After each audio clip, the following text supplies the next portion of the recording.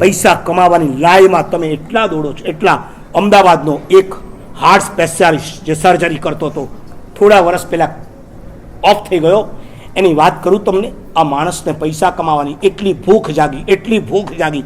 પોતાની હોસ્પિટલ હતી, રોજના ચિકાર ઓપરેશન વગેરે હતા, ચિકાર પૈસા કમાતો હતો, છતાં ઓછા પડતા હતા. અમદાવાદની 5-7 હોસ્પિટલ સાથે ટાઈપ કર્યું હતું. એ બરાબર ઘરેથી 8 વાગે નીકળે અને 10 થી 12 સર્જરી કરે, હાર્ટ સર્જરી. જેના હાર્ટની સર્જરી કરવાની 10 થી 12, એટલે એને ખાલી પોણો કલાક લેવાનો. આગળ અને પાછળ એના આસિસ્ટન્ટ ડોક્ટર કરે. એટલે શું કરવાનું? એ સમય આપે. આટલા વાગે હાર્ટ ખોલીને રાખો.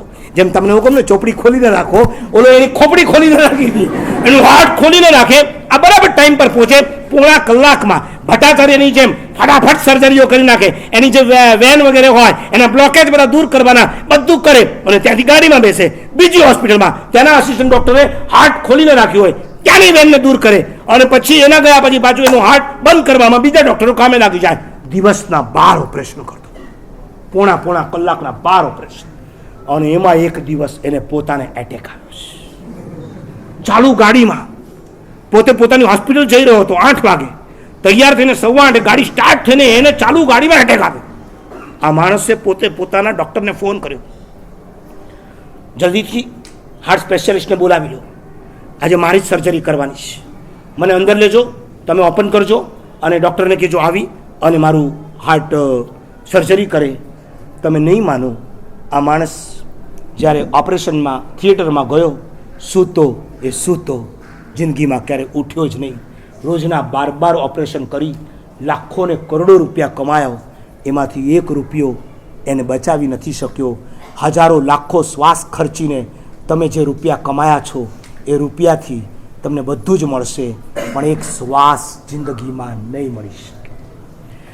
જે શ્વાસોશ્વાસ ખર્ચીને, જે શ્વાસોશ્વાસ વાપરીને તમે લાખો કમાયા છો, એ લાખો રૂપિયાથી તમને તમારી જિંદગીનો એક નવો શ્વાસ નથી મળી શકવાનો.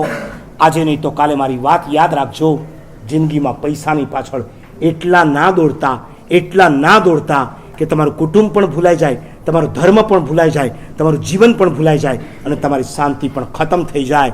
નંબર 2, જે માણસ પૈસાની પાછળ દોડે છે, એમ નંબર 2 માણસ પ્રશંસા અને પ્રસિદ્ધિની માટે પણ દોડતો હોય છે. આજે નહીં, જરાક સમાજની અંદર તમે આગળ આવશો ને પછી તમને આના ચસ્કા જાગશે. હમણાં તમારી ઈચ્છા હશે money is a power, money કમાઓ. પછી શું હશે ખબર છે? ક્રેડિટ કમાઓ. ક્રેડિટ જોઈએ. રૂપિયા ચીકારે પણ ક્રેડિટ ન હોય તો શું કામની? પછી તમને ક્રેડિટ કમાવાના અભરખા જાગશે. સાચું બોલો. તમારા પપ્પા નવો બંગલો બનાવે છે, શેના માટે?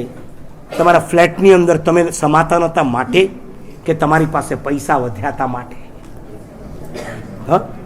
ફ્લેટમાં 4 થી 5 જણા આરામથી રહી શકતા હતા, છતાં પાલડીનો ફ્લેટ છોડી પ્રહલાદનગર, બોપલ કે આંબલીમાં જઈને તમારા પપ્પા જો મોટી જગ્યા લઈને મોટો બંગલો બનાવતા હોય, એની પાછળ શું કારણ? પૈસો વધ્યો છે માટે નહીં, દુનિયાને બતાડવું છે કે મારી પાસે પૈસો છે. લોકો તમારી પ્રશંસા કરે, લોકો તમારી વાહ કરે, કારણ કે જ્યાં સુધી પ્રશંસા મળતી નથી ને ત્યાં સુધી એ પૈસાનો આનંદ પણ આવતો